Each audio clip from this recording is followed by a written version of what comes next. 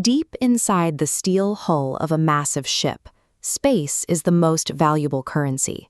For over a century, marine engineering required us to take our largest, heaviest power generation equipment and bury it at the very bottom of the vessel.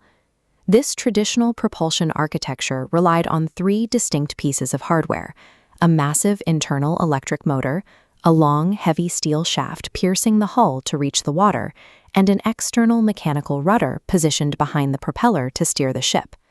This setup created rigid physical trade-offs. That shaft line carved out an immense tunnel of dead space through the ship's interior. Meanwhile, the external rudder could only pivot roughly 35 degrees, placing a hard limit on how tightly a ship could maneuver. By the 1980s, ships were getting larger, and port turnarounds were becoming tighter. To get more power, you needed a larger motor, but a larger motor consumed more of the internal space the ship was built to provide. Marine architects were caught in a loop where increasing a vessel's capability meant decreasing its efficiency. The solution to this bottleneck didn't come from a standard shipyard. It emerged from the Arctic, where the Finnish Maritime Administration, or FMA, faced the extreme physical demands of icebreaking. They operated an icebreaker called the Otso. Because icebreaking often requires a vessel to throw itself in reverse to clear a path, the rear of the ship has to absorb crushing impacts that would shatter a standard hull. To survive those forces, the Otso was built with unusually broad stern bossings. This is the thick, heavily reinforced steel housing that wraps around the propeller shaft at the back of the vessel. That specific reinforced curve created an odd geometric void. It broke the traditional rules of how a hull was supposed to taper, and inadvertently offered a new way to think about where a motor could live.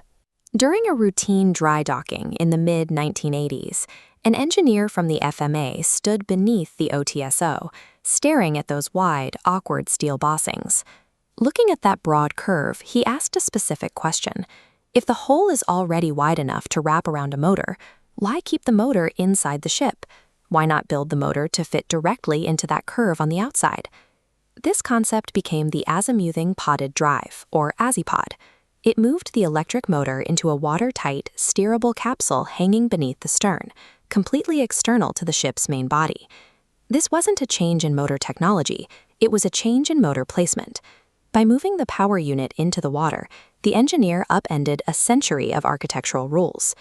Translating that observation into a working prototype required a specialized ecosystem of expertise. The FMA provided the vision and the operational testing ground.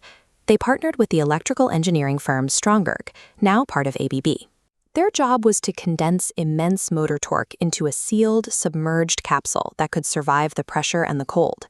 The third pillar was Quarner Massa Yards, who brought the shipbuilding capacity needed to redesign the hull to support these massive rotating pods.